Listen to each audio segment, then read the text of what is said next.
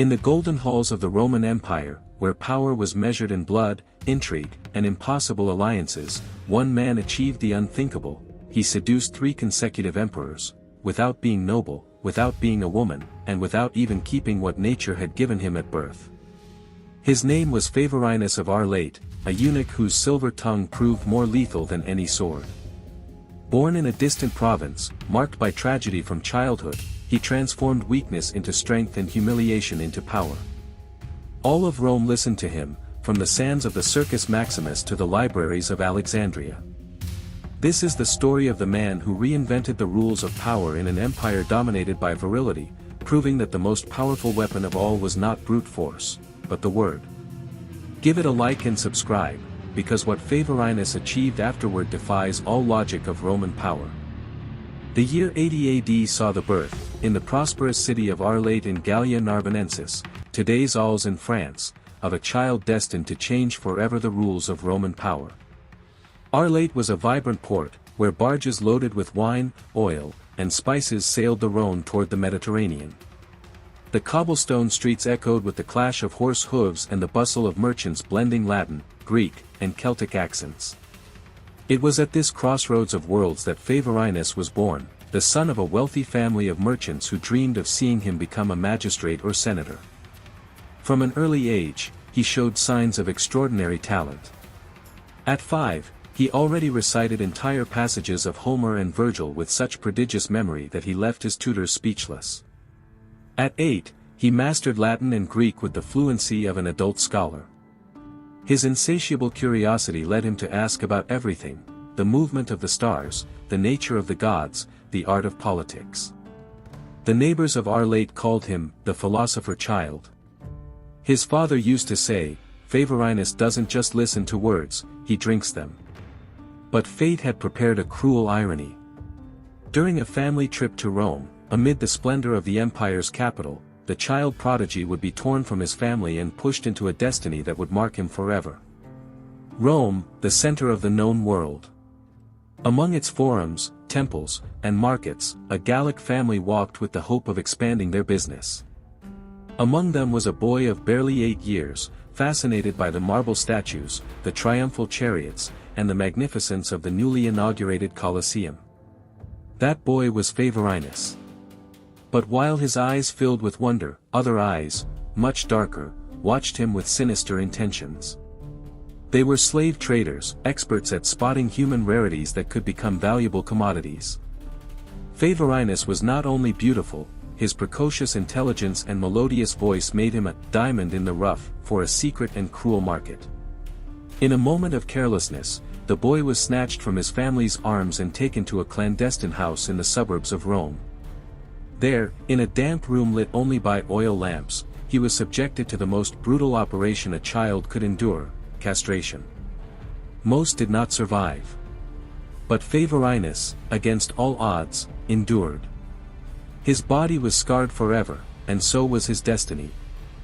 The mutilation robbed him of the chance to become a soldier or a father, the Roman ideals of manhood, but it gave him something unexpected: a unique, high-pitched, melodious voice that captivated anyone who heard it. The boy who had been born free and privileged became a slave. He was sold like a simple object, and bought by a man whose name would change his life forever: Lucius Nerva Trajanus, a Roman general who would one day ascend to the imperial throne. Lucius Nerva Trajanus, one of Rome's most brilliant generals, was not a man easily impressed. He had seen thousands of soldiers, slaves, and courtiers parade before his eyes. But that fragile boy, with a fiery gaze and a voice that sounded like a divine song, intrigued him. Trajan did not see him as just another slave, but as a project of power. He decided to invest in him. Favorinus was sent to the best schools in Rome. There, under the guidance of the greatest masters of philosophy, rhetoric, and science, he began his transformation. He memorized Homer and Virgil, debated Stoic philosophy with Greek teachers, and mastered mathematics, astronomy, and medicine. At first, the sons of senators despised him. To them, he was only a eunuch, a shadow marked by disgrace. But soon, mockery turned to silence, and silence to admiration. None could match the quickness of his wit or the strength of his words. At barely 18, Favorinus was no longer a slave broken by mutilation, but an orator so brilliant that even the most seasoned senators stopped to listen. Trajan, fascinated, made him his personal companion. At palace banquets, Favorinus entertained him with speeches blending philosophy and politics. His hypnotic voice could make the emperor laugh, reflect, or inspire him to make momentous decisions.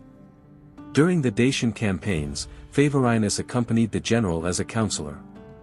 He did not wield a sword, but his words were as sharp as a gladius.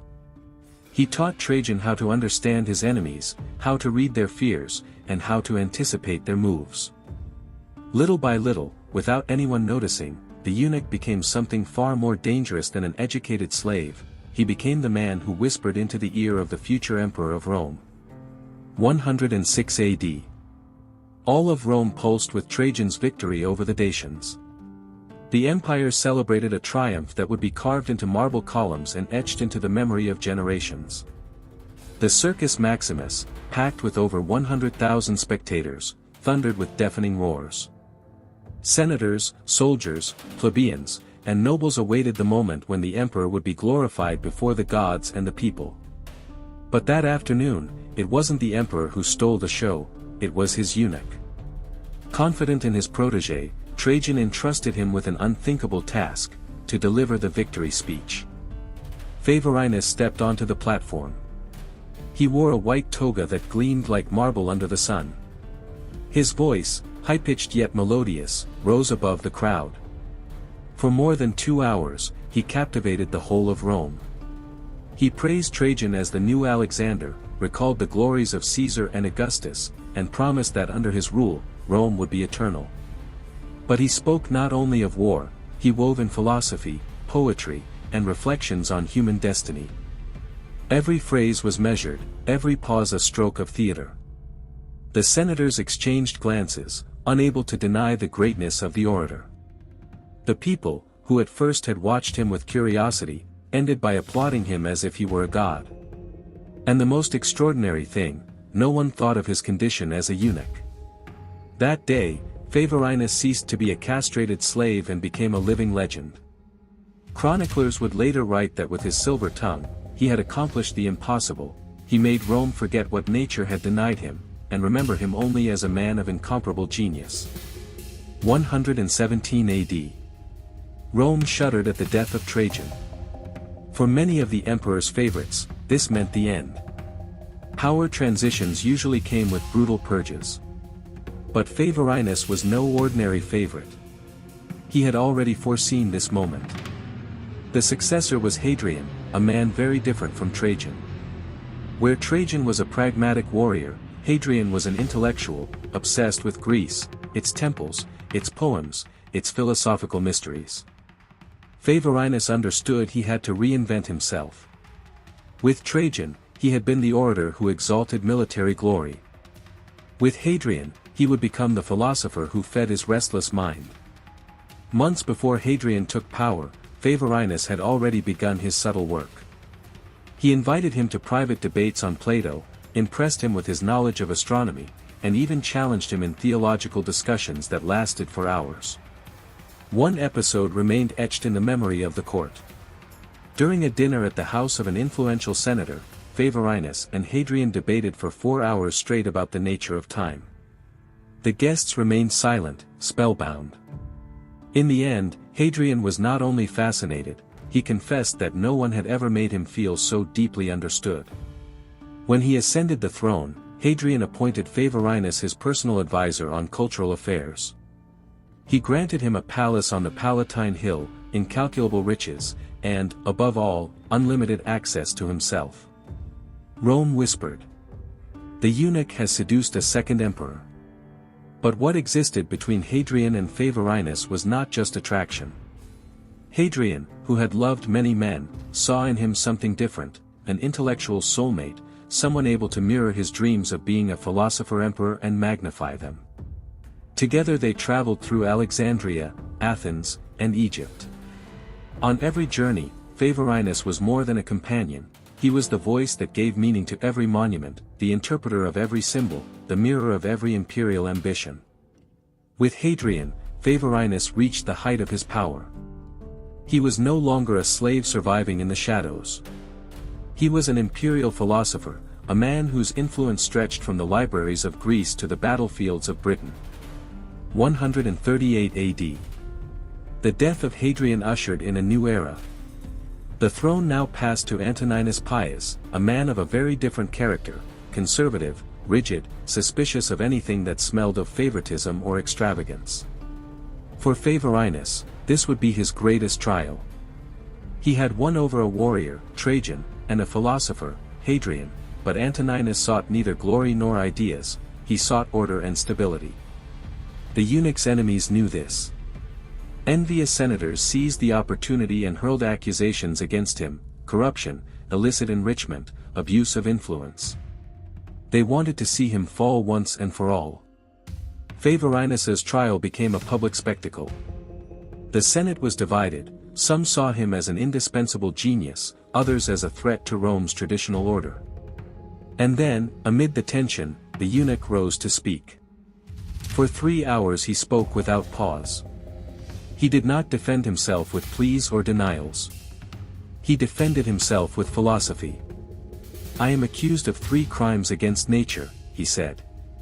"To be a eunuch, though I did not choose it. To be judged for treason, though I committed no crime. And to have disputed with the emperor, without being defeated." His speech was a masterpiece. He argued that Rome was great precisely because it knew how to make use of the talents of all, slaves, foreigners, even eunuchs. That his life was not an anomaly, but a testament to the empire's inclusive greatness. The Senate was divided, but deeply moved. He was acquitted of the most serious charges, though he lost his place at court and much of his fortune. Antoninus, ever calculating, chose not to execute him, but pushed him into a silent ostracism. Many thought this was the end of Favorinus. But they did not know that the eunuch still had a master card left to play. The quiet exile seemed to have ended his power. Yet far from the palace, Favorinus did not give up. He founded a school of rhetoric on the outskirts of Rome, where he taught what he knew best, the art of seducing with words. Little by little, students from all over the empire began to arrive. Not only the sons of senators, but also merchants, soldiers, and even diplomats. All sought to learn from the man who had conquered 2 emperors and challenged a 3rd in the Senate. Meanwhile, a crisis erupted in the eastern provinces. Egypt was in rebellion. Local leaders had united religious and ethnic factions under a single cry: expel the Romans. The generals sent by Antoninus Pius failed again and again. They had soldiers, but no understanding of Egypt's complex culture. It was then that Favorinus' name began to be heard once more in the halls of power. From exile, the eunuch sent secret analyses through intermediaries, precise warnings, accurate predictions of rebel movements, innovative solutions. When 3 of his predictions came true with mathematical precision, Antoninus Pius had no choice but to summon Favorinus to the palace. The meeting was cold at first. The emperor, distrustful, expected a pleading courtier. But what he found was different. A serene man, who spoke not as one asking for mercy, but as one offering answers.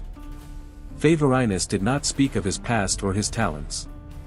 He spoke of Rome, of duty, and of how to resolve the crisis. He showed the emperor that his value did not lie in flattery, but in something far more useful: the ability to see what others could not. Within weeks, his plans began to bear fruit. The rebels were persuaded to negotiate, and the bloodshed along the Nile ceased. Antoninus, astonished, understood what no one else had made him see. That this eunuch, despised by many, was in fact the empire's secret weapon. He restored him to the court, and more than that, he made him his chief advisor on Eastern affairs. The eunuch had returned. Not as a favorite, not as a seducer, but as an indispensable strategist. With Antoninus Pius, Favorinus reached a unique position. He was not just an advisor, he was the bridge between Rome and the East, the man who understood what others could not see. But his influence went far beyond the politics of the moment. Favorinus began to codify his philosophy of power, not in cold treatises, but in living teachings for his disciples and reflections that spread throughout the empire.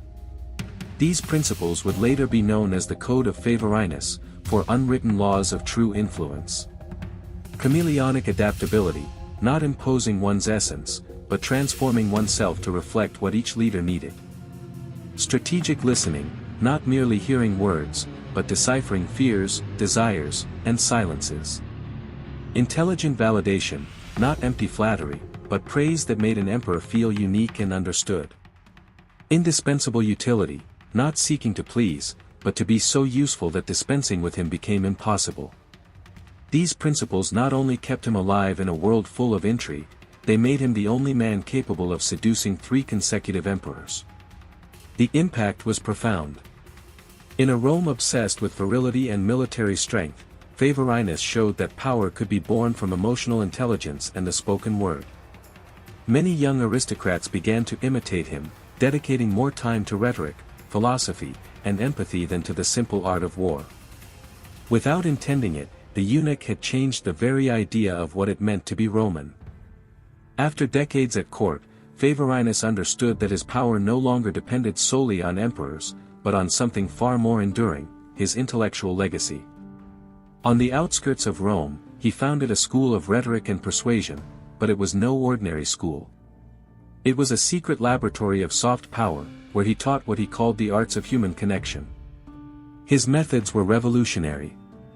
He did not deliver endless lectures like other philosophers.